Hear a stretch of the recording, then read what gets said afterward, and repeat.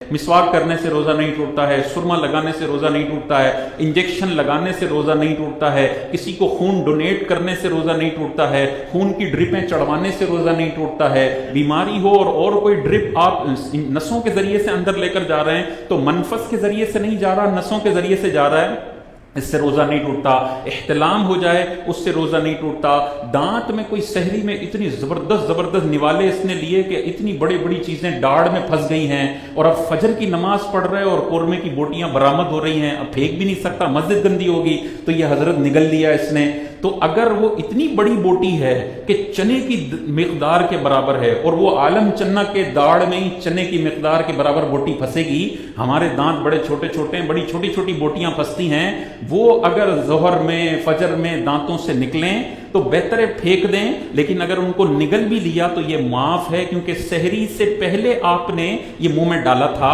ویسے باہر سے تو گوشت کا ایک ریشہ بھی گیا تو ٹوٹ جائے گی نماز روزہ، لیکن پہلے سحری کے وقت کھایا تھا، اب داڑوں سے برآمد ہو کے پیٹ میں چلا گیا، چنے کی مقدار سے چھوٹا ہے تو وہ معاف ہے۔ اسی طرح بھول کر کھا پی لیا،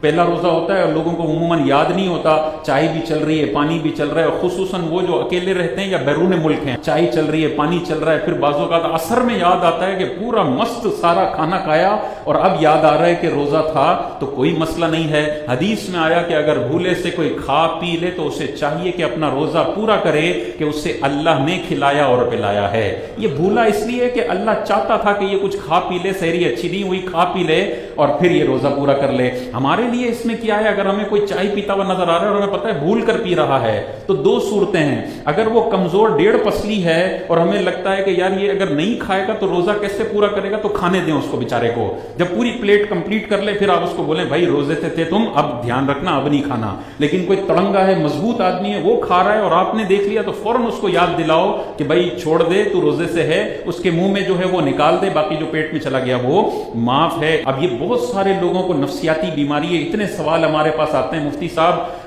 کلی کی پانی پھینکا لیکن سکون نہیں مل رہا، ایسا لگتا ہے کچھ قطرے اندر رہ گئے ہیں، میں نے تھوک بھی پھینک لیا، 10 دفعہ تھوک پھینک لیا، اب بھی لگ رہا ہے کچھ زبان کے نیچے نا کوئی قطرہ رہ گیا ہے۔ بھائی اس طرح کا نفسیاتی مریض شریعت نے نہیں بنایا ہمیں، آپ نے کلی کی پانی پھینک دیں، ایک دفعہ تھوک جمع کر کے وہ بھی پھینک دیں، اس کے بعد آپ کو لگ بھی رہا ہے نا کہ تھوڑا سا یہاں رہ گیا ہوگا وہاں رہ گیا ہوگا، یہ معاف ہے۔ یہ بھی معاف نہ ہو تو ہر بندے کو جیب میں ڈرائر رکھنا پڑے گا اور یوں منہ پہ مارے تاکہ منہ پورا سوکھ جائے، یہ تو روزہ اتنا مشکل ہو جائے گا۔ یہ معاف ہے۔ بعضوں کا لوگ 10 دفعہ تھوک پھینکتے ہیں پھر بھی ان کو صبر نہیں آتا، بھائی یہ نہ کرو، ایک دفعہ پھینک لو، پھر بھی بہت زیادہ کوئی بورنگ کے پانی کا ذائقہ آ رہا ہے، تھوڑا اور تھوک جمع کر کے پھینک دو بس۔ اس کے بعد اگر ہلکی پھلکی تری رہ جاتی ہے وہ پیٹ میں بھی چلی جائے، وہ معاف ہے، نفسیاتی مریض ہونے کی ضرورت نہیں۔ اور بعض لوگ دوسرے ایکسٹریم پر ہیں، کلی کریں گے، پانی نکالیں گے اور ایک دفعہ بھی تھوک نہیں پھینکتے، پورا اندر لے کر چلے گئے، تو بھائی یہ بھی طریقہ غلط ہے۔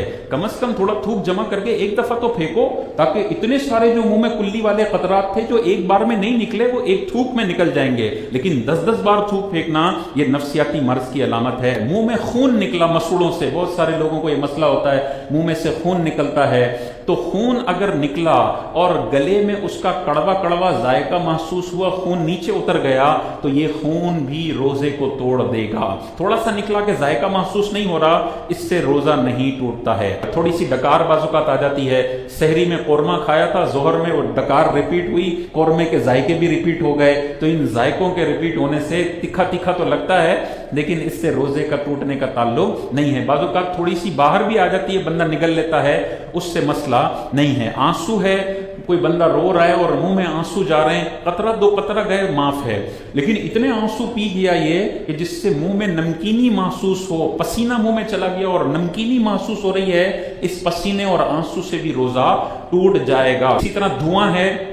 انٹینشنلی دھواں اندر کھینچا، روزہ ٹوٹ جائے گا۔ اور کراچی کی سڑکوں پر زبردست دھوئیں آپ کو نظر آ رہے ہیں، وہ سانس کے ذریعے آٹومیٹکلی اندر چلے گئے، اس سے روزہ نہیں ٹوٹتا۔ لہذا سگریٹ کسی نے پی، روزہ ٹوٹ جائے گا، لیکن سگریٹ پینے والے کے برابر میں بندہ کھڑا ہوا ہے، وہ فیض لے رہا ہے اس سے، کیونکہ اس کو سانس تو لینا ہے اور اس کو بھی شرم نہیں آ رہی، اس کے منہ پہ دھوئیں مار رہا ہے۔ وہ جو سانس لے کر جا رہا ہے وہ سگریٹ کی نیت نہیں ہے، وہ تو زندہ رہنے کے لیے سانس لے رہا ہے، اس کے سانس لینے سے روزے پہ فرق نہیں پڑے گا۔ اسٹیم اگر لیتا ہے، स्टीम से धुआं अंदर इंटेंशनली डाल रहा है, रोजा टूट जाएगा। इनहेलर कोई लेता है, हवा अंदर जा रही है, इनहेलर में दवाई भी होती है, ये रोजे को तोड़ देगी। तो इंटेंशनली धुआं गया, रोजा टूट जाएगा। अनइंटेंशनली गाड़ियों के धुएं चले गए, सिगरेटों के धुएं, किसी और के धुएं चले गए, उससे रोजे के टूटने पे कोई फर्क नहीं पड़ता।